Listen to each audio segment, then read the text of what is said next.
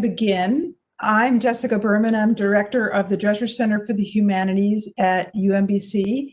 And I wish we were on campus and I could be welcoming you to the Proscenium Theater or another such elegant venue on campus. But I'm very glad to be here with you in the Humanities Forum remotely. So welcome to the first Humanities Forum of the season. We have a terrific fall forum series pulled together for you, though with a fewer lectures than usual. All the lectures will take place on WebEx and the same platform you're in now. Please do, when you can, take a look at the schedule up on our website at dreschercenter.umbc.edu. But before we begin, I want to acknowledge that UMBC was established upon the land of the Piscataway and Susquehannock peoples. Over time, citizens of many more indigenous nations have come to reside in this region. We humbly offer our respects to all past, present, and future indigenous people connected to this place. I want to thank the Department of Ancient Studies for tonight's lecture and for working with us on pulling it together as an online event. The talk will be recorded and made available on the Drescher Center's YouTube page.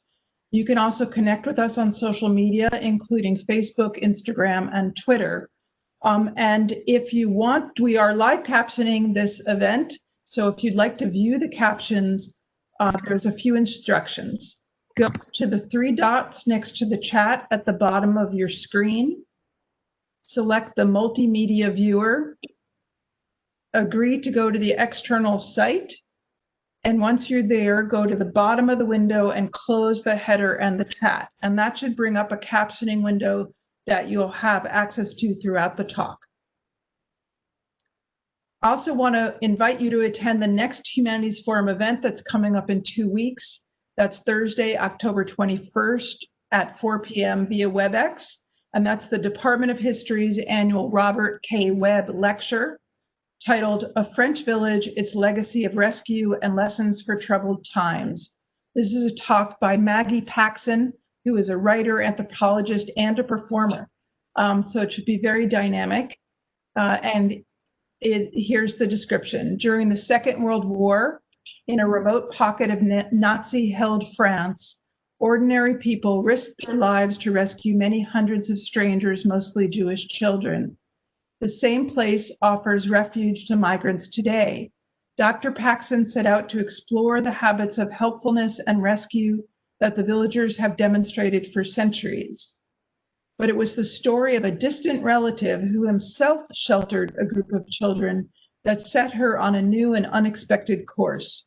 Paxson's journey into past and present turns up new answers, new questions, and a renewed faith in the possibilities for us all. It should be a lively and moving event, and I hope I'll see some of you there. And without further ado, I'm going to turn the microphone over now to Dr. David Rosenblum, Chair and Professor of Ancient Studies at UMBC, who will be introducing our speaker today. David? You're muted.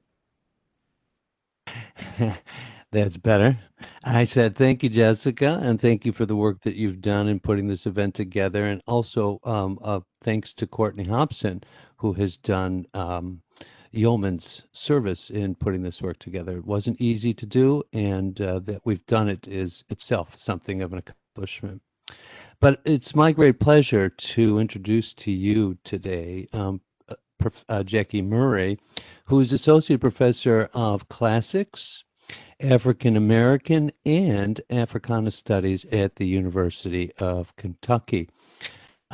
Dr. Murray started in the northern climes of Canada and got a BA summa cum laude at the University of Guelph, and then moved on to get an MA at the University of Western Ontario before traveling further west and a bit south to get her PhD at the University of Washington in Seattle.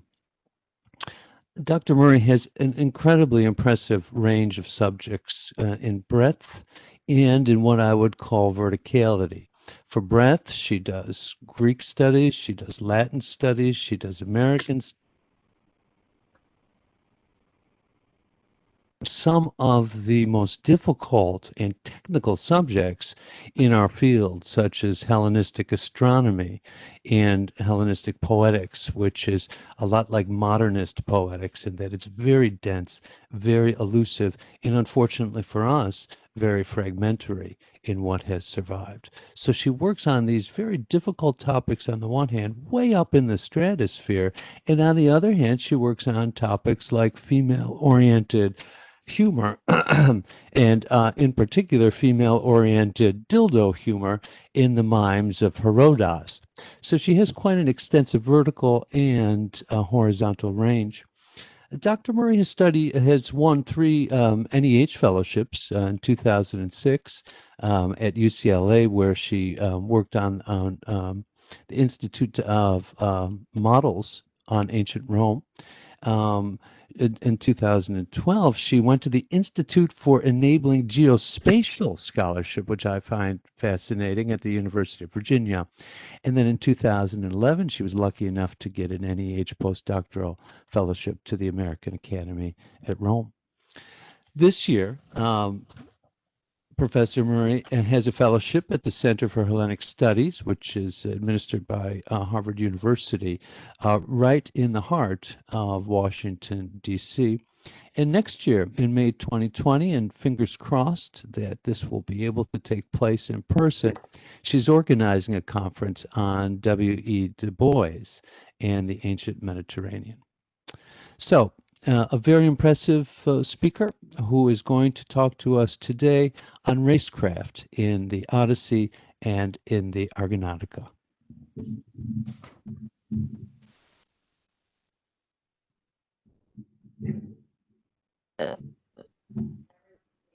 Okay, let's activate. All right. Thank you very much, David. And so really honored to be here. And I'm excited to share my project that I'm working on and to get some feedback from you all. And I hope one day I'll get to come to visit you guys in person. So the first thing that I have for you is there's a link in the chat. Maybe we can repost the link. And it's going to ask you to go to a slide which has this picture. And what I want you to do is categorize the shapes you see on the screen, the confetti that you see, into 3 different sets of categories. And then I want you to put the criteria that you're going to use in the poll that that you're being sent to. And then when you're done, you can figure out how to come back to this screen, and I'll continue on with the lecture. So we'll just give everybody a couple of minutes to, or a couple of, like, not a couple of minutes, like a minute to put in 3 different ways of categorizing these pieces of confetti. All right. Everybody okay with that? Is everybody able to do that?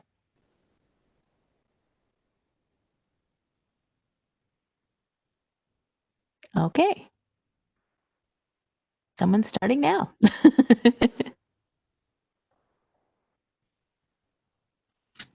So the more people that do it, the better, because then we get a better, because what we're going to be trying to do is get a word cloud going.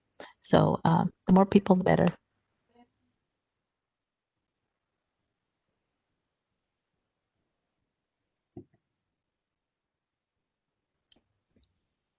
Not seeing the poll, just the confetti.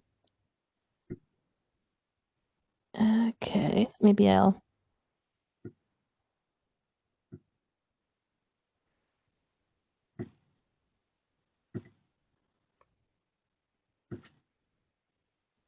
Okay, I'm gonna reset it, and you guys do it.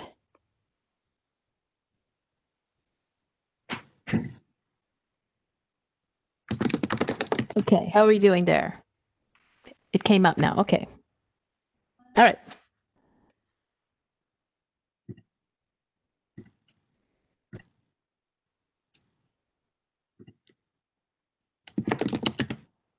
All right. It's populating, which is good. Oh, yeah. Definitely starting to populate now. So while it's populating, I'll move on to the next slide. Should be able to. Oop.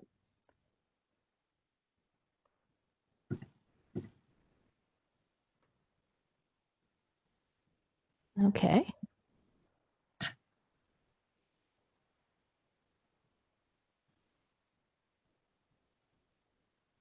All right.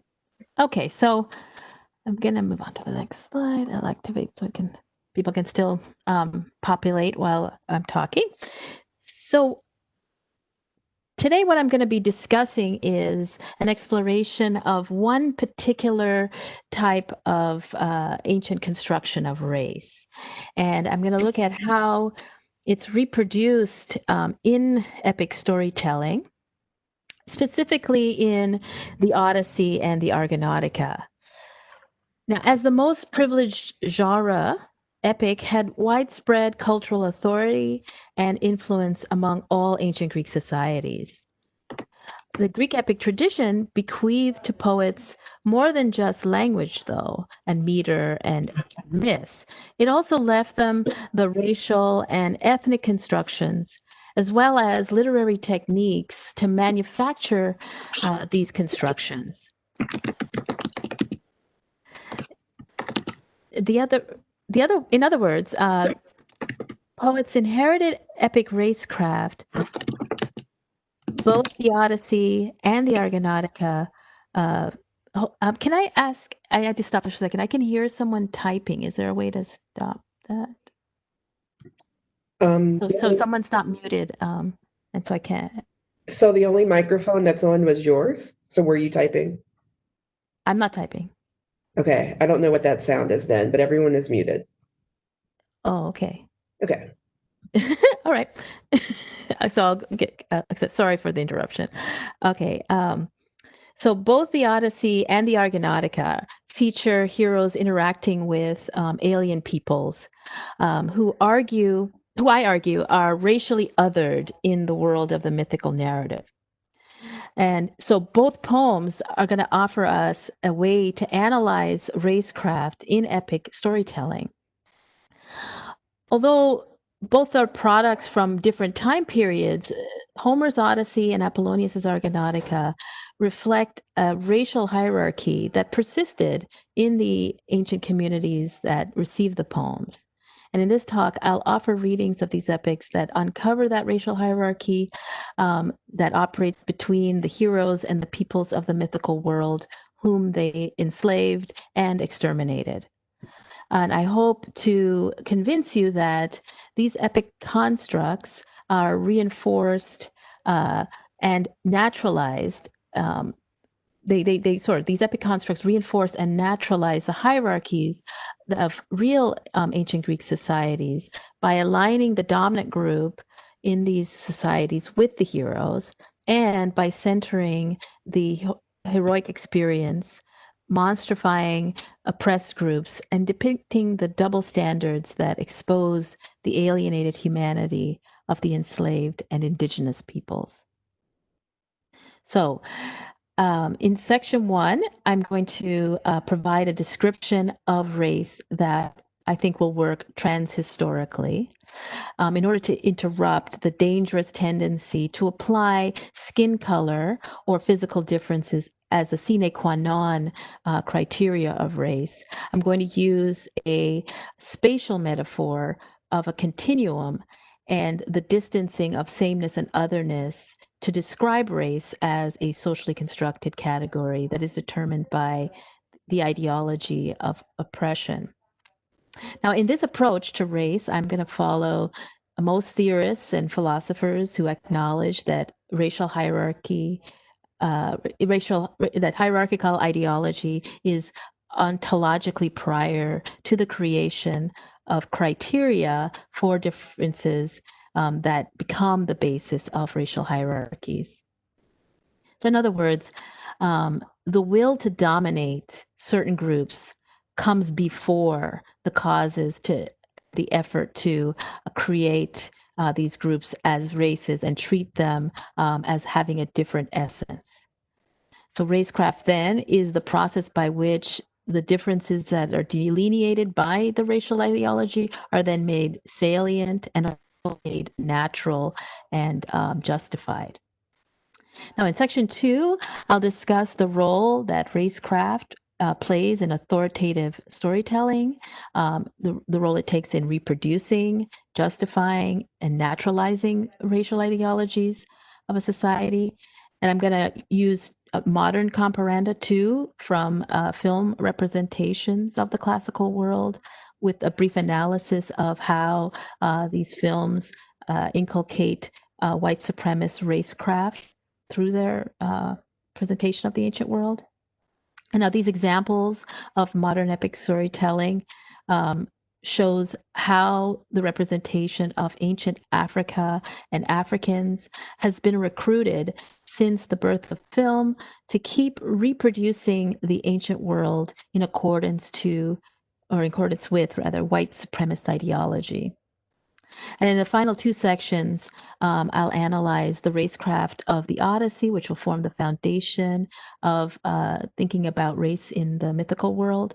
And then I'll look at its sophisticated recalibration in the 3rd century BCE Alexandrian poem by Apollonius in Argonautica.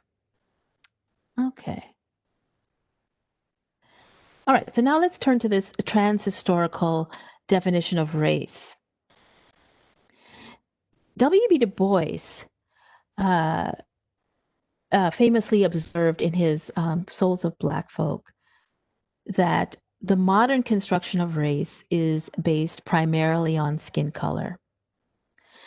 He says, "Herein lie buried many things, which, if read with patience, may show the strange meaning of being Black here in the dawning of the 20th century. This meaning is not without interest to you, gentle reader, for the problem of the 20th century is the problem of the color line." And one might say the 21st century as well. So there's growing recognition that in the scholarly and popular consciousness that the ancient Greeks and Romans would not have considered themselves to be part of a white race. And it's an historical fact that today's skin color-based racial categories were created in the 15th century to justify the permanent enslavement of Africans. Prior to that moment in history, a widely accepted argument for designating a specific group of people as subhuman based on physical characteristics had yet to be perfected. Even Aristotle, whom we catch in the act in the Politics, arguing for a Helleno-supremacist racial hierarchy, does not think to base his concept of the natural slave on skin color any more than he does on head shape.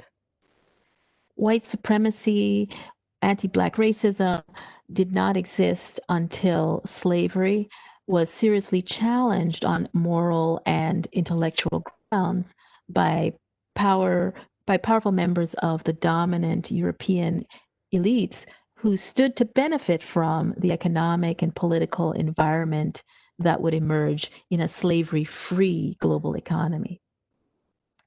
However, just because the races we know did not exist in antiquity does not mean that the ancient Greeks and Romans did not have a concept of race. On the contrary, since group-based social hierarchies seem to be a feature of all human societies, it's far more likely that the ancient Greeks and Romans simply had racial hierarchies that were based on different criteria, other criteria than ours. So Blackness didn't have the same racial valence in antiquity it does today. For the problem of the 8th and 3rd century BCE was not the problem of the color line. Now, the belief that the awareness of physical differences causes racism is still a widely held misconception. that needs to be debunked. So these differences, seeing differences in skin tones does not make one racist. Rather, the desire or the need to dominate groups, to oppress groups, to exploit them, to conquer, and to exterminate them, this provides the real impetus to create categories of group-based sameness and otherness that naturalizes the hatred. So it's worth spending some time unpacking what race and racism are about and how they come into being. So now, here we're going to go to see our word cloud, which hopefully works. Here we go. Let's see. All right, our word cloud. Woohoo! There we go. All right. So here's our word cloud. And as you can see, there are lots of different categories that people have come up with. And that's the first thing to note is the diversity of opinions about how to categorize the confetti that we saw, right? And in general, categorization is a natural phenomenon that we do in order to make sense of the world. And so you all just created categories for the pieces of paper that are based on your own choices, and everyone's choices are effectively equal. There's no judgment if you picked location over color or shape, etc. All of these categories are equal to everyone else's.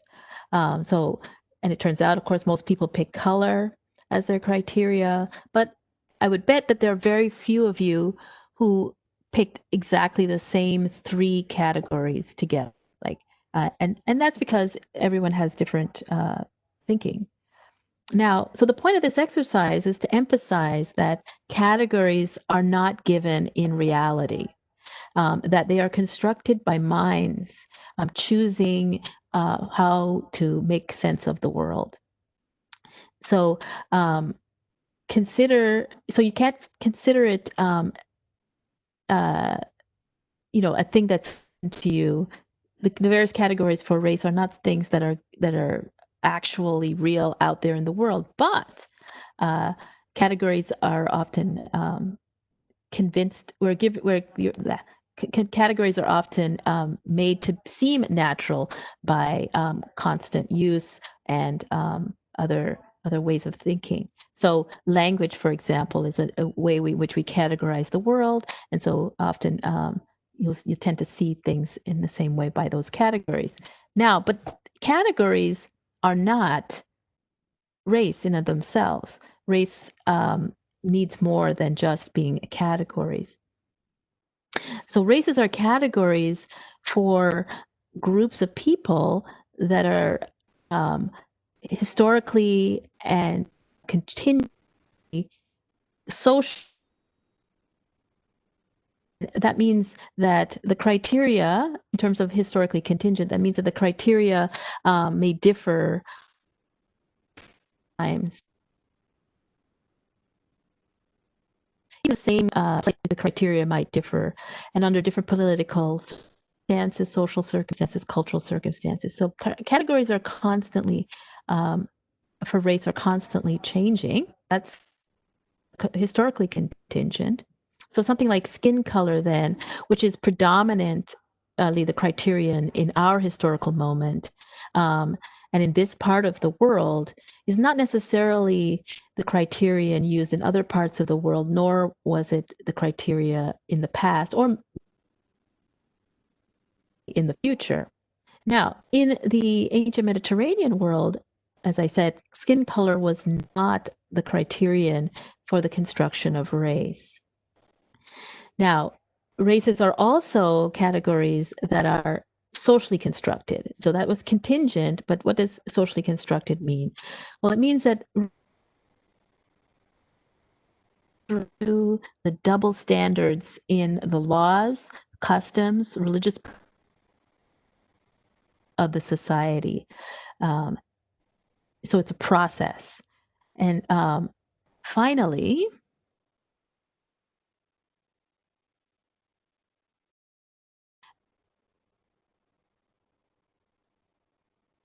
the most crucial aspect of race is a massive power dynamic. We don't have race without a power dynamic. As Theodore Allen points out in his monumental study, The Invention of the White Race, quote, however, one may choose to define the term racial. It concerns the historian only as it relates to the pattern of oppression, subordination, subjugation, exploitation of one set of human beings by another. Then is the ideology that determines the criteria for these categories of people in an oppressive dynamic. And racism also determines the direction of the oppressive dynamic and the systems that police the boundaries of the categories and that maintain the hierarchy. In many ways, then race is very similar to ethnicity, especially creating ethnic otherness. So when asked to explain the difference between the two kinds of socially constructed identity, important and insightful observation. Days classes posing as politics and other thoughts in the American scene. So he writes, well, I said that race and ethnicity are simply categories of social hierarchy. They are just labels for different magnitudes of difference, from desirable status to a continuum of okayness. So on a continuum of okayness, the farther out a population is on the continuum, the more likely it will be seen as a racial group. If it's somewhat nearer in, it'll more likely be understood as an ethnicity. Now, the crux of Reid's point about the sameness and otherness being on a continuum of okayness is the idea that humanity can be tendentiously granted or withheld by a dominant group. So here I've created a continuum to sort of visually explain this idea. So on this continuum of okayness, the criteria of sameness and difference are tendentiously determined. And by that I mean the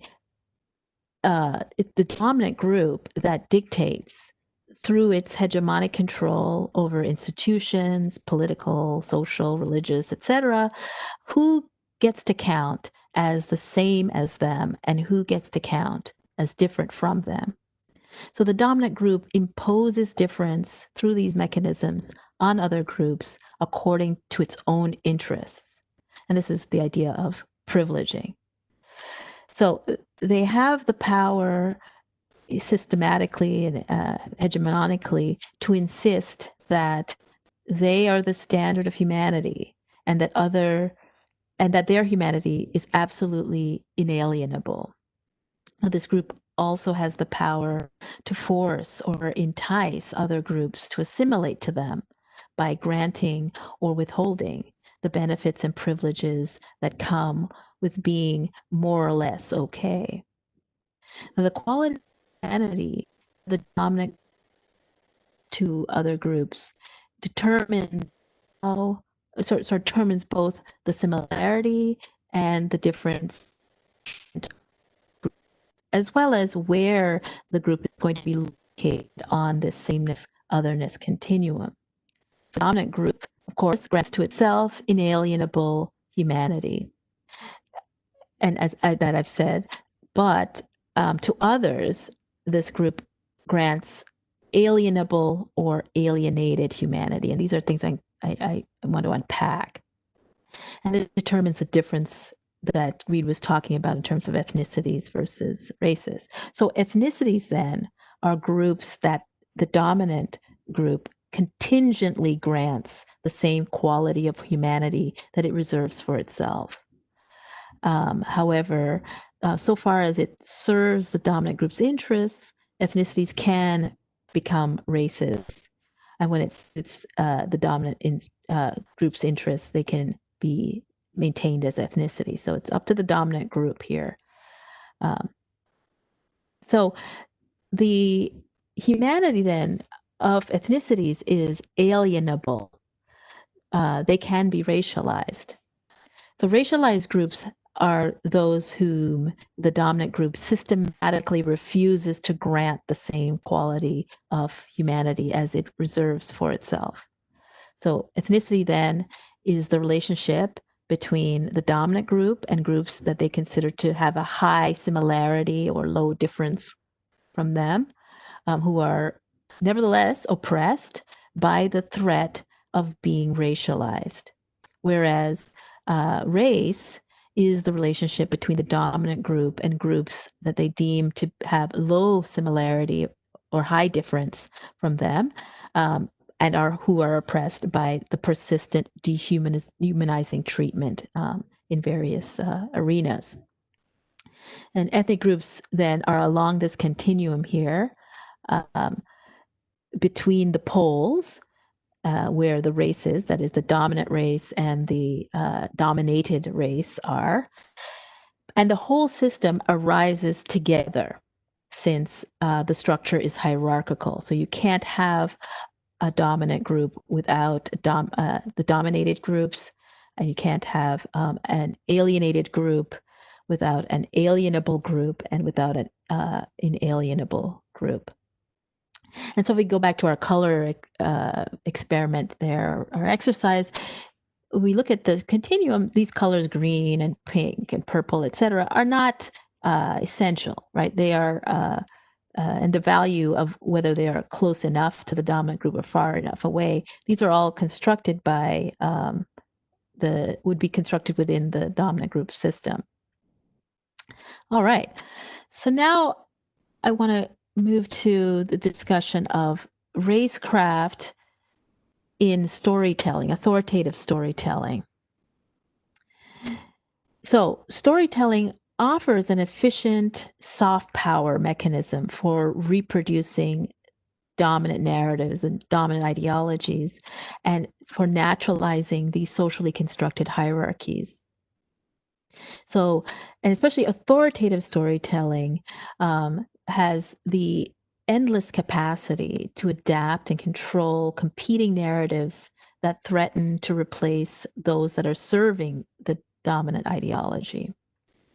And so it makes sense then that the dominant group in the society would control and recruit the storytelling to impose onto the larger society ideologies that legitimate their position. So for us, cinematic representations of the classical world offer an excellent comparanda with epic as an instrument of racecraft. For over a century, the mainstream film and television industry in North America and Italy has contributed to the image of the classical world in the popular imagination. However, this cinematic ancient Mediterranean is a lieu de mémoire of white supremacy and white nationalism. So through the magic of the movies, the world of the ancient Greeks, Romans, and Africans has been repeatedly recruited to mirror contemporary racist ideologies about white European racial, cultural, and moral superiority. So, and bearing in mind that cinema was popularized during the Jim Crow era, when laws in the South and norms in the North denied Black Americans equal justice, when mob violence spectacularized the dehumanization of Black bodies, and there was widespread anti-Black, normalized anti-Black hatred. It's also a time when Italian immigrants were racialized as Black, and also the freshly unified Italy, in its eagerness for geopolitical recognition, was also constructing its identity along similar white racial nationalist lines. At the time, also, we could think legally sanctioned racial discrimination in hiring processes in America meant that in casting throughout the film industry, all the significant roles had to be played by white actors. in productions about the ancient world. This translated then into all the historical figures, the heroes, the heroines, the gods, the goddesses, etc., all of them being played by white actors and white actresses. Occasionally, when stories called for the depiction of ancient Africans in minor roles, usually slaves, prisoners, conquered savages, they would be played by white actors in blackface.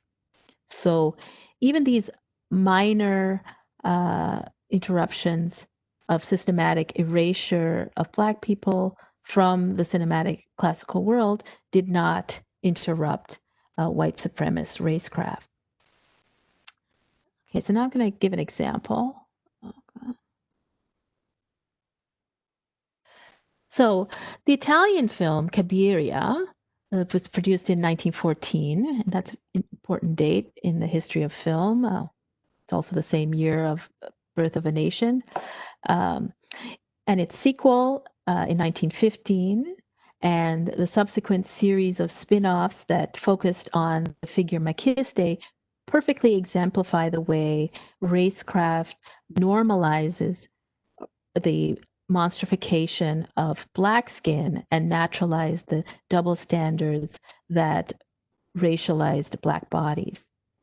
So Makiste first appeared in the original Cabiria as a muscle-bound African slave of a Roman spy in Carthage. And he was, of course, played by a white actor, Bartolomeo Pagano, in blackface. Now, the racecraft is evident in the choice to make Makiste a Black man, since there's no need, historically speaking, for a Roman to have necessarily an African slave. I mean, he could have had a Greek slave. So the choice seems to be part of an attempt to reinforce white supremacy, especially in the African context of Carthage. Now, the choice simultaneously perpetuates the notion that Africans are natural slaves. They've always been slaves. Even in antiquity, Africans were slaves. And that Carthaginians are not Africans.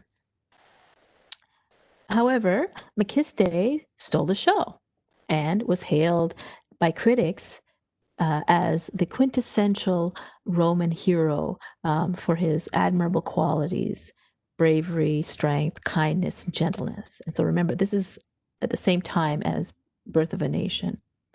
So the success of the character inevitably became an incentive to produce more films about Makiste. But this also meant that the racial construction of the character would have to align with the US and Italian white supremacist ideology. So if Makiste was going to star in his own movies, he had to change. Otherwise, the depiction of a heroic Black slave as the main character, even if played by a white actor in blackface, would disrupt the relentless stereotyping of Blacks as inferior, morally degenerate, etc. So already, to center his whiteness, knowing that they're going to be producing, while they're producing the sequel, the actor Pagano would attend the showings of Cabiria in person and call attention to his true racial identity, and thus militate against the inference that the audience might make that Makiste's honorable qualities originated in his Black nature. So in 1915, then, Makiste, the spin-off, Pagano played Makiste in a 19th century white-skinned Italian, and the racecraft involved in Makiste's metamorphosis was an overt and self-conscious attempt at racecraft, as Jacqueline Reich points out in her excellent discussion of this process. So she summarizes the racecraft. The initial Makiste film accomplished this transformation in 4 distinct ways. It changed his race from African to Italian. It set his films in contemporary Italy, and it changed his skin color from Black to white through a self-conscious referencing of the blackface tradition, and it shifted the film's tone to appeal to a wider film-going public. As the protagonist of his own series, with a symbol of national pride, Makiste needed to be Italianized. The film rewrites this passage on his muscular, newly whitened body. In fact, in one scene, the now white Makiste disguised himself as a dandified black slave who later washes off his blackness. Now, the effect is to call attention to Makiste's real whiteness as the source of his admirable qualities. So not only does it also attempts to undo the racialization of Italian Americans that's going on at the time on the other side of the Atlantic, who at the time were being subjected to lynchings in the same way that Black Americans were. So one really quick other example is, of course, the Cleopatra of 1963, where now we've got a change in the system due to the rising movement for Black civil rights and equal justice. And Hollywood is pressured to accept Black actors. But of course, Black actors are still going to play the same roles as slaves and exotified conquered peoples. And in Cleopatra, it's again not necessary that all of her slaves or that her slaves be Black or the exotified peoples be Black, but this does it. And by having them played by Black actors, this then reinforces the white supremacist ideology by adding a touch of realism to the Racecraft. All right, so now that we have a sort of sense of how Racecraft works in general, with some examples from our world, we can now talk about what are the basic elements of Racecraft. And so basically you could sort of think of how race is socially constructed with this formula that I've created here: monstrification plus double standards. And because indeed, that's it's a sort of simple way to think about it.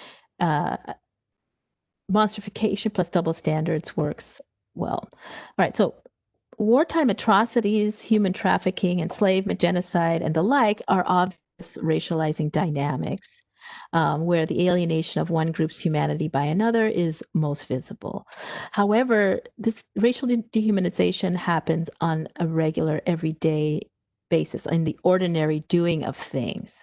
And so Du Bois captures this well when he aptly describes the criteria for Black racialization by the Black man is a person who must ride Jim Crow in Georgia.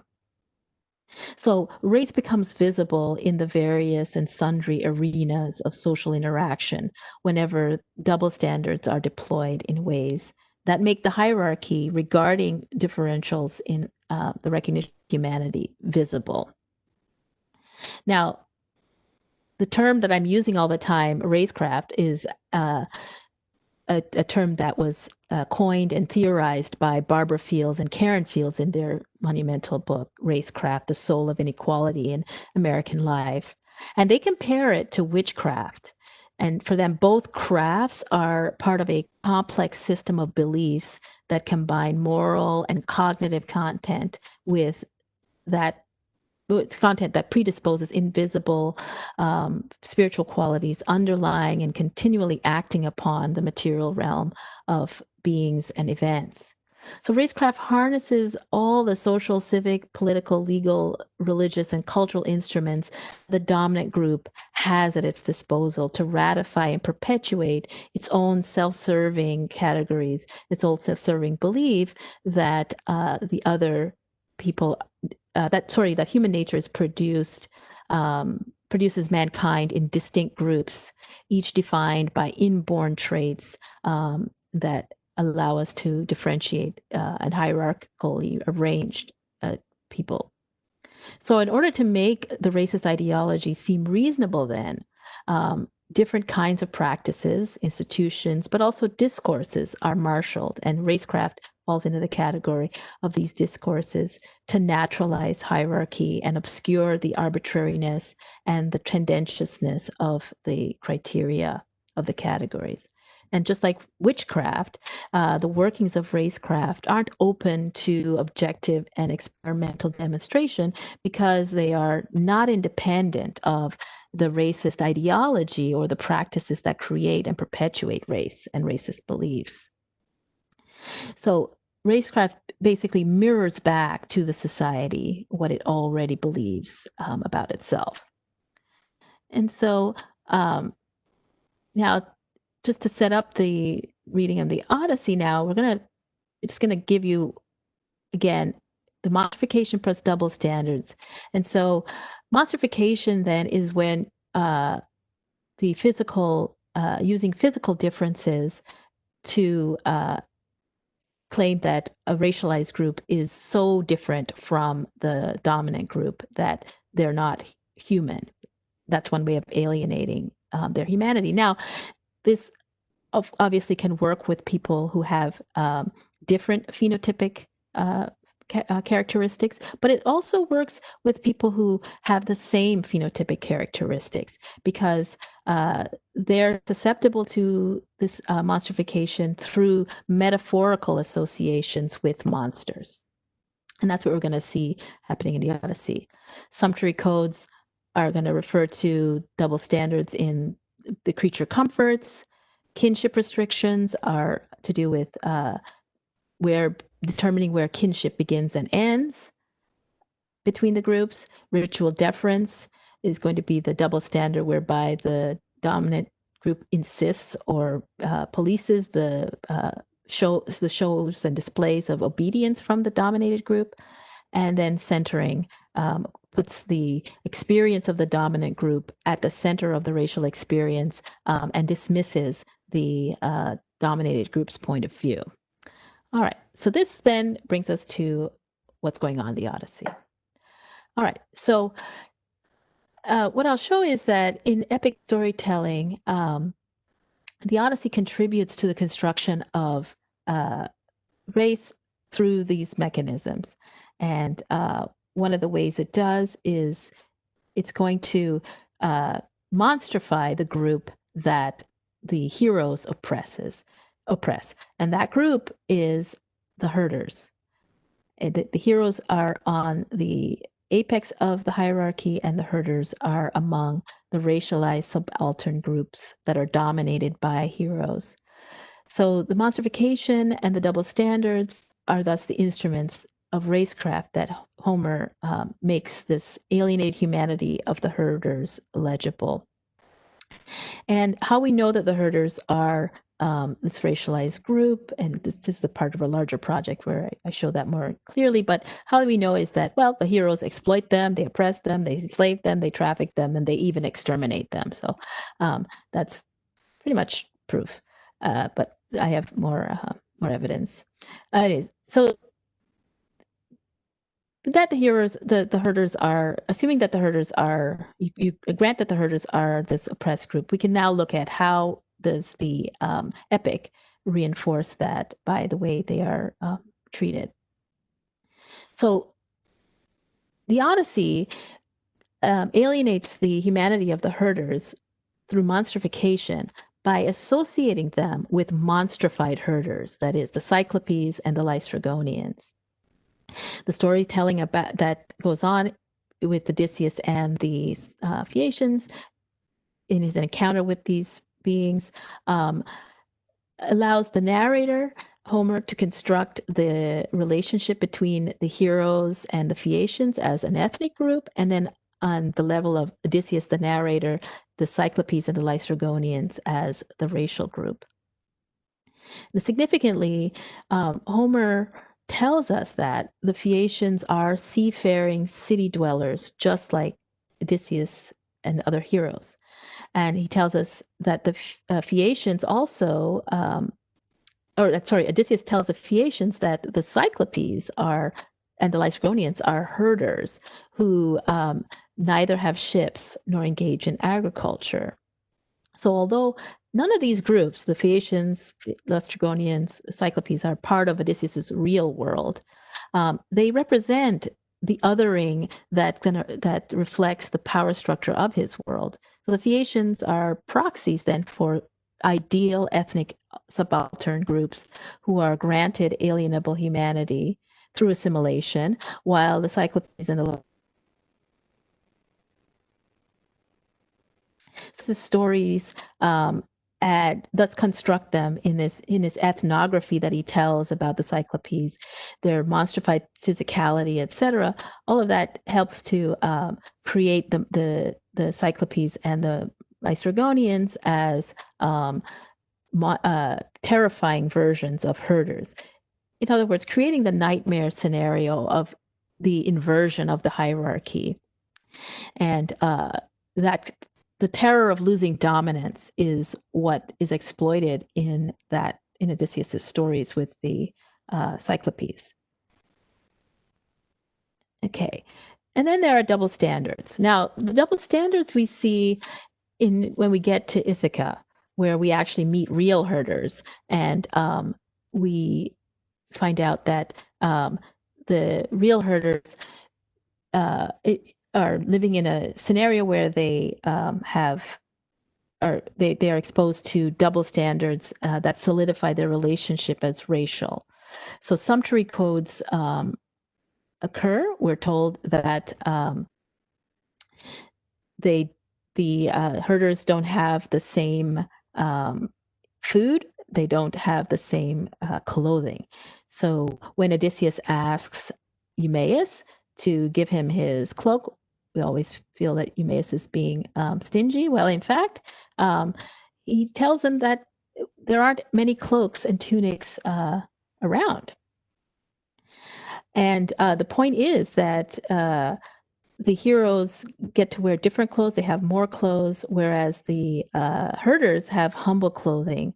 And so even Odysseus, in his false backstory, tells Eumaeus that, and the other herders, that he, before he was being auctioned off, they stripped him of his clothes.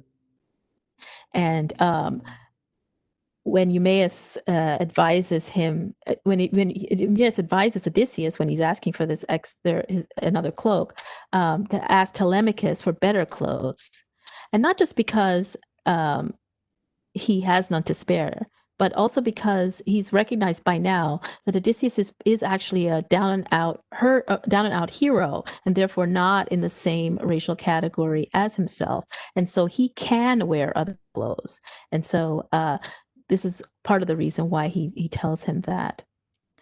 Kinship restrictions kick in when we hear about Eumaeus's relationship with Odysseus's sister, whom he grew up with. When he was a baby, he was adopted kind of into Odysseus's family, basically as a plaything, really, for Odysseus's sister, and they grew up together. But when they became of age, the age where sexual desire is prominent, she was married off to a Samian and given lots of gifts. And meanwhile, he was then dressed in his cloak, presumably the cloak that Odysseus wants, and a tunic, very fine garments and shoes. And his mother dismissed Eumaeus to the field where he has been since then. So, but Eumaeus oddly thinks that she loved me in her heart. So this sort of normalizes the treatment, the double standard treatment that he is receiving. Ritual deference. Ritual deference is at the heart of most of the interaction between Eumaeus and Odysseus, and also Melanthius and Odysseus as well. When Odysseus sees the suitors, he's debating within himself whether he should beat him to death with his staff. When he hears Melanthius talking about how he's sort of on side with the suitors, and the consequences of Melanthius's choice to show complete deference to the suitors as opposed to Odysseus, who looks like a beggar, and minimal deference to Telemachus, and absolutely no deference to Odysseus's memory, exposes the violence that's going to be inherent in maintaining this relationship. Because, of course, as we know, Odysseus ends up punishing Melanthius and punishing the slave girls who disobey him and who don't even treat him well, even if he is in disguise. And this is the evidence that we're dealing with ritual deference here. Okay. And now centering. So centering is a major aspect of what goes on in the Odyssey. Basically, everything is in the story is sent from the perspective of Odysseus, which makes sense given that the story is supposed to glorify him. However, even the racial dynamic and the oppression is centered from Odysseus. So when Eumaeus tells Odysseus about how he became a slave, Odysseus says, "Oh, well, you were a little boy when you became a slave. How did that happen? Were you abducted from your farmlands? Like basically, were you a herder, or was your city sacked? These are the two ways which Odysseus knows about getting slaves." And Eumaeus basically tells him that, well, no, he actually was a prince, and he tells the story. He asks him to tell the story. He tells the story about his youth, how he was taken away as a baby, abducted, and then brought into slavery. And Odysseus doesn't seem to have too much sympathy for him after he asks the questions about his life. So I'm just going to skip through here. Yeah. So he doesn't explain. He doesn't seem to have too much sympathy for how Eumaeus ends up as a slave, and he basically tells him, "Well, it's good that you were you had a good master in the end."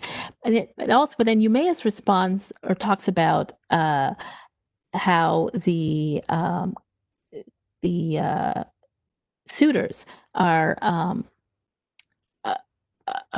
he uses the suitors as a proxy for a way of complaining about how he's treated, and which is just very again focusing on Odysseus, but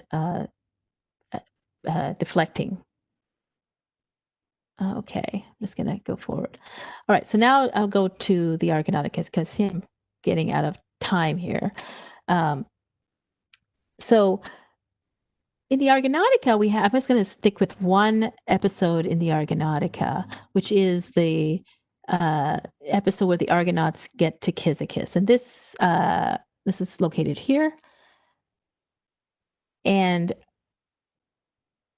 as you can see, I'm just going to give you the map. Yeah. So here we are.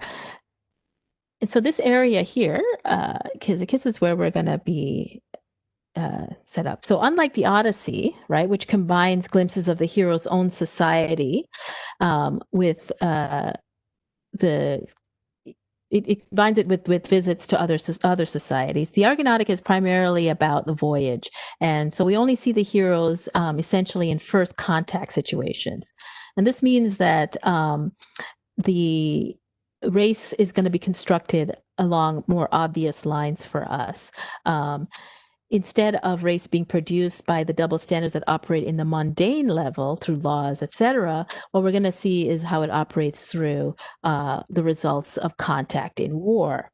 And so the heroes of the Argonautica are explicitly presented as the generation before the Trojan heroes. So they're they're a more favored group of heroes, and that means that the gods tend to be more favorable to them. And with the exception of Heracles, whom Hera wants to destroy, most of the Argonauts don't have this relentless, hostile god the way Odysseus does in the case of Poseidon. And because of this problem with Heracles, Apollonius eventually removes him from the real Argonautic adventure, which begins at Bithynia. So so this scene that we're going to focus on is before we get to Bithynia, where Hercules is still involved with the group. Now, the attributes are going to be attributes of the gods are going to be directly related to the fact that the heroes themselves are pious, or supposed to be pious. They're presented to us as pious, constantly building altars and sacrificing to the gods. So they're good guys. And they're not as aggressive either, or as predatory as we see the Homeric heroes are.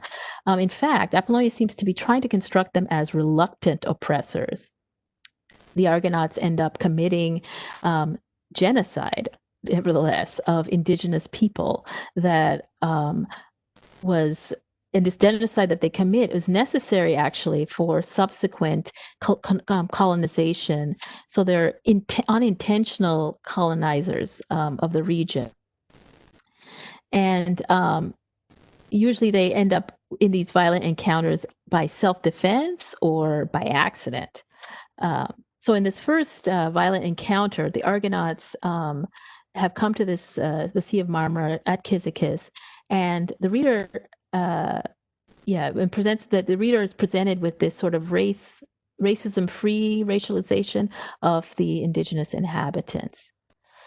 Now, in this episode, the Cyzicus episode, Jim Claus has already established that Apollonius is drawing on the Odyssey, the Lycurgonian episode, the Phaeacian episode, and the Cyclop episode to construct the relationship, the underlying intertext for what's going to happen in this. So already through the intertext, the indigenous peoples of Cyzicus are associated with these groups that I was talking about, that are the Phaeacians, who are ethnicized in the Odyssey, and the racialized Cyclopes and Lycurgonians. So these two indigenous groups then, they live in the surrounding region, and the people that live in the surrounding region call it the Mountain of the Bears, and violently aggressive and uncivilized earthborn Gegenes inhabited a great wonder, Thauma, to see for their neighbors. And now, Race and others in their translation actually say earthborn men, but in fact, Apollonius never uses the word men with Gegenes. They're just earthborn, right? And he uses the word men with the other group. On the other side, men, aneres, the Doliones, dwelt in the plain and the isthmus. So there's two groups, one group that is monstrified and other group that are men. And the group who live on the mountain are racialized, whereas the group who live on the isthmus are being ethnicized, or at least their humanity is recognized by the narrator. And the earthborn are described in dehumanizing terms, as I said, thauma and agrioi, etc. And the fact that Apollonius doesn't even call them men, despite the fact that he, in other places where he has other earthborn, he does refer to them as men, especially the ones that when Jason is doing the plowing of the field and he has to sow the dragon's teeth and pop these earthborn men, warriors, he calls them men mainly because half of those teeth were the teeth that Cadmus sowed to create the Greek Thebans. So they are an ethnic group, though they're going to be wiped out. So in other words, the relationship between Greek heroes and earthborn warriors in the Jason's labor is ethnic. So there's a genocide of ethnic people. But here at Cyzicus, they're racialized. So and they're not even given a genealogy. The implication is that they are just produced by Gaia herself, and associating them with the giants who fought against Zeus. So that's also going on. And then there's also the idea that they live on Bear Mountain. So do they live among the bears? So there's definitely this monstrification and going on with them. And so what happens then is the Argonauts end up getting into a fight with them. That was the Doliones, yeah. So the Argonauts get into a fight with them. First, they meet the Cyzicus. Cyzicus has them for dinner, and then tells them to stay on this side in the harbor. It's safe. But the Argonauts want to find out more about the region, so they want to climb up on the mountain. So they move their ship to the other side of the island, and when they do, they of course attract the attention of the guys who live on the mountain, and this is a violent attraction. They start blocking up the island, or blocking up the harbor with boulders, throwing them down just like the Lystrigonians or the Cyclops.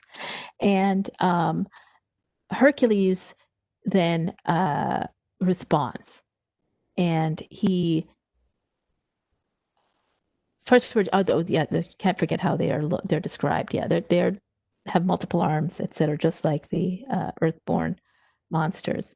But so when they attack, Hercules responds and starts shooting them with his arrows, and they start dying. And let's see here. Oh, and before that too, the narrator also says that they are a labor, and monsters that are sent as a labor against Hercules.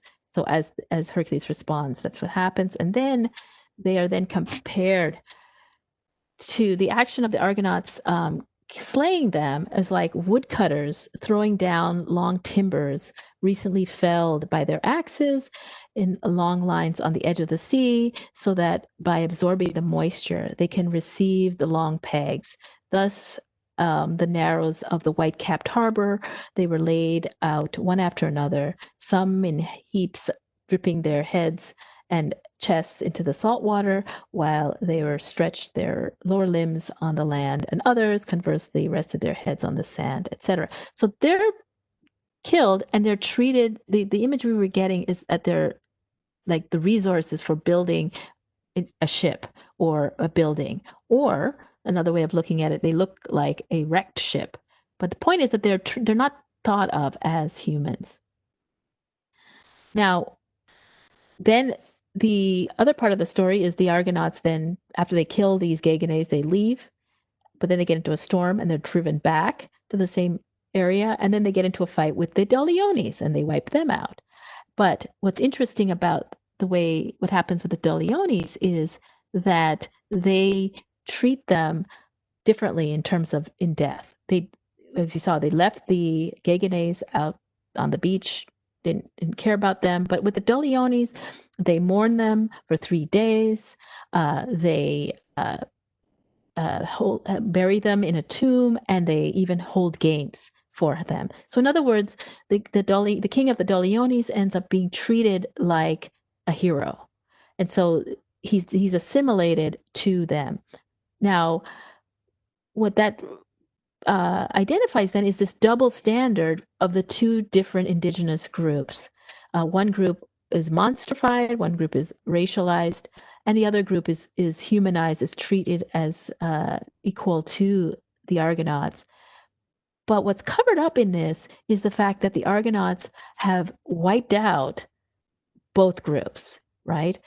So both the ethnicized group and the racialized group get wiped out and lay the foundation or for the next wave of Greeks that are going to come and colonize that area. And the narrator tells you that there later on Greeks are living in that area. So the text hides or covers over or naturalizes the way in which the hierarchy works. And so I'm going to conclude now. So in this paper, I've tried to offer a close reading of the Odyssey and the Argonautica, focusing on race and how it's socially constructed through the storytelling.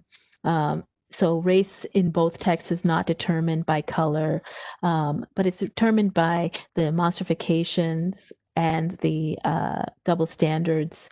The heroes dominate the epic world, and they are presented as living in the natural way according to the order of things. And all critiques of the way the hierarchy works to dehumanize the others is dismissed, either through Eumaeus's complicity or through the punishment of rebellious Melanthius, or through the sort of making the Argonauts act in self-defense, and sort of smoothing over the horrific implications of what they did. So I'm going to end with the last quote from recently deceased David Graeber. The logic of identity is always and everywhere entangled in the logic of hierarchy. It is only when certain people are placed above others, or where everyone is being ranked in relation to the king or the high priest or the founding fathers, that one begins to speak of people bound by their essential nature about fundamentally different kinds of human being. Okay, and that is it for. Well, thank you so much, Jackie, for that very rich talk. I Kind would of had like. to speed over stuff a little bit, but Well, so I can. it did go a bit long, but Yeah. I was enjoying it very much, and I hope everyone in the audience was as well. I'd like to open up the floor, Jackie, if that's okay with Sure. you. There is a question and answer function on the right side of your screen. It's under Q&A. And I Okay. believe that you just ask a question in there, and then I will relay it to Jackie, and we can get a discussion going. Okay, let me stop sharing. Okay. Great. Yeah, it's having a hard time just figuring out how to stop sharing. So, Jackie, I guess while we're waiting for people in the audience to ask a question, I'll ask a question. And Sure. it's I thought your talk was very analytically well done, and you covered a heck of a lot of Yeah. ground Yeah. in it. And there's a lot you had to leave out. I mean, Yeah, because it's yeah. not just about race, say, in the case of the Cyclops. I mean, the Mhm. Cyclops are children of Poseidon as well. Right. And you could look at how there is a very deep ambivalence that's going on at the same time Right. in these presentations, that they're not self-consistent necessarily. I mean, if you look at the Herodotus's Ethiopians are a wonderful example Mhm. where they, you know, they're the justest and most long-lived, the fish eaters, you know, the ichthyphagoi are, and Ethiopians and Africans as well. So I want to ask you a question. It's a question that always tantalizes me when I teach the epic tradition, and that's the problem of Memnon. What's the problem with him? Well, if you look at representations of him on black figure vases Uh-huh. from circa 550, you see he's very clearly Africanized. Right, right. Mhm. And as the tradition develops, the Africanization seems to disappear. Okay. So I was wondering if you could talk about the, you know, duel between Memnon and Achilles in the Aethiopus, and how that image of, you know, the way we have Achilles killing Penthesilea, and Right. Achilles killing the Trojan Hector, and then the third, and it's Memnon who, after all, kills Antilochus, who is the counterpart of Patroclus in the Iliad, Right. being this Africanized figure and treated, at least there are two Africanized versions that I know, and one of them is fairly straightforward. The other one's almost parodic. But I want you to talk about how that fits in here, how that emblem of, you know, the Greek warrior dispatching the king of the Ethiopians in the at the very origins of the epic tradition, how that fits in. I think that well, first of all, we're already in a war, which already implies that the other side, Trojans, the Ethiopians, all the Trojans and their allies, and Thracians. Thracians, Yeah. all of their allies are already racialized because and we already see that. I think it's in book 2 where we get the idea of the Trojan allies all being this like swarm of geese or whatever. Yeah. And so yeah, once we're in a war, this is why the Iliad is harder to tell, because you're already in a war. So you've already, in order to get people to be on side with war, you have to already have demonized the other side, right? You don't fight people who you think are human, right? So that's already there. So where you can see the racialization going on, it depends on further is on how do they treat the dead, right? And I think that's what's going on with Apollonius here too. He's calling attention to the way the dead are treated. They're not even given human dignity of proper burial, etc. Allowed their people to take them up from the battlefield, that kind of thing. Then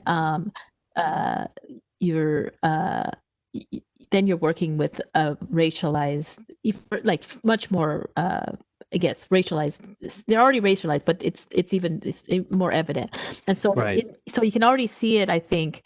So it depends on the representation. In the case of the story that Quintus tells in Post America, right? The Memnon actually gets a full-on funeral there. So absolutely, as does Hector. Right. And Hector, when we think about it, Hector gets in the Iliad, grudgingly gets one, right? Like it takes Priam has to come and humanize Achilles and be a human for Achilles before Achilles is willing to stop the atrocities that he's doing to Hector's body, right? And at the end, finally, Hector is given the appropriate funeral, right? So there's already that going on. So with Memnon is yet another character. So I think we focus a lot on, Memnon is black, so maybe he's a different. No, I think he's just as racialized as the the Amazons, just as racialized as the Lycians, just as racialized as all the other characters. He just happens to be black, and that's the issue, right? They're already monstrified, as far as, in order for us to have a war, we're already dehumanized everyone. So it's already part and parcel of the fact that they're at war with them. And you see this also in when Briseis and the other women are mourning for Patroclus, right? Yeah. Briseis talks about all the atrocities Achilles did. And how Patroclus made her marry him, which is like, what? That seems very weird. But then Patroclus promised her that Achilles would take her back to Phthia and make her his lawfully wedded wife, right. Which of course is a fairy tale. Right, exactly. That was evidence of Patroclus's kindness. Okay, I sort of see your point that at a very abstract level, you're right. That they are both racialized. So I'm going to give another question from Dr. Jones-Lewis, and she'd like a little bit about visual markers and cues that intersect with the identification of the herder and others. How do you identify a herder if they don't have their flock handy? Right. So, well, in the Odyssey, it's clear because that they do have their flock handy, right? So they have Eumaeus and the others, the slaves on Ithaca, are all, the men anyway, are all herders, right? Because that they're keeping their herd for him, etc. So that's pretty clear that that's what they're doing. That they are herders. They have herds, whether it's swine, cows, or sheep, goats, whatever. So there you've got that. Now in the case of the in the Argonautica, where the Earthborn, we're not really sure what they're doing, right? We don't know directly that they are herders, but they live in the mountain, and they don't live in the city. So there's this general dichotomy of folks who don't live in the city, who are nomadic, who have herds. That's definitely being reinforced and not just it's like in general in the Mediterranean. But here, you don't know, but you know via the intertext that they are supposed to be, they're being aligned directly with linguistically and in many ways. They're being aligned with the Cyclopes, and they're being aligned with the Lystrogonians, right? And in particular, the Doliones are actually also being aligned with the Lystrogonians. So that's how you, through allusions in the text, like the spring in Lystrogonian place is called Artakiae, and the spring in Cyzicus is Artakiae, and then the harbor is called Fair, and the harbor is called Fair. So there's a lot of mapping on of the two. Now I did get to go more. There's many more episodes in the Argonautica. One of the next episodes is where they actually encounter a herder, Amicus, right? And he is monstrified explicitly, like he's compared to Typhoeus, and they get it. Polydeuces gets into a boxing match with him, and then after he kills him, his men then attack the Argonauts to defend their dead king, and the Argonauts, of course, fight back. But what's interesting there, the narrator says, and they attack them just like shepherds, and then he backtracks and says, like beekeepers, and because he doesn't want to associate the Argonauts with shepherds. So that was if I could go further, that would be another one where I show, okay, here the narrator is really hesitant to map on the Argonauts to shepherds. He wants the bad guys to be shepherds. And then in the third book, the fourth book, where they're in the desert, one of the Argonauts gets into tries to steal the cattle of another person who lives in Libya, and in that case we're actually told that this person is supposedly a hero. I mean, he's descended from Apollo, etc. Nonetheless, the Argonauts, he fights back against the Argonauts. The rest of the Argonauts come and they kill him, and they just leave his body out there to die, and they bury their guy's body.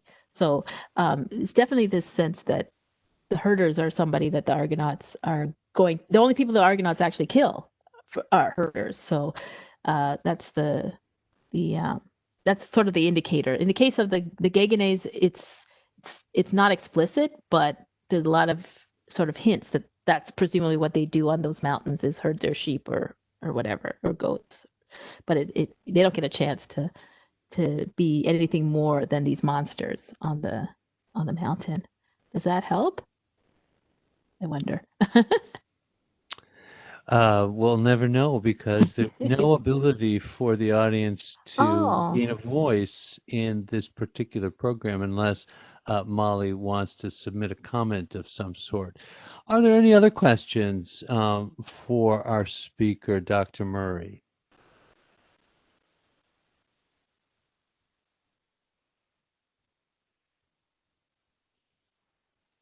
So did I convince everybody then? I'm going to believe that. Well, if you didn't convince everybody, you certainly did provide us with a lot of information and a lot to think about. Yeah. I personally see a lot more ambivalence going on, even within the herder scheme. But I think that you're laying out the groundwork for some very important work. And this is a much bigger project. So this is just like I could tell. And I thank you for sharing it with us. And I thank you for coming and talking to us today. It was really a pleasure to listen and a pleasure to get to know you a little bit better. So thank you. Yeah, thank you. I'm not sure how this event is going to officially end, but I will thank all of you who've come today, and I hope you come to the next Humanities Forum event. And I'd also like to remind you that today's event was the culmination of a week of events in Asian studies that started with a very lively talk by Dr. Molly Jones Lewis on the use of medical instruments in ancient Rome, and which was really something to see and to listen to. And then continued with the Homerathon, where we read as much of the Iliad as 36 readers could do in 3 hours. We usually do most of it in more like a 9 hour period. And then yesterday, last night, we put on a reading of the Women at the Thesmophoria, which is quite a funny play and well ahead of its time. There's more gender bending in that play than you'll find in your average drama. And then today, culminating in Dr. Jackie Murray's talk on Racecraft. So hope you come next year to our events in Asian Studies Week. And I wish you all well, and I'll bid you goodbye. Bye.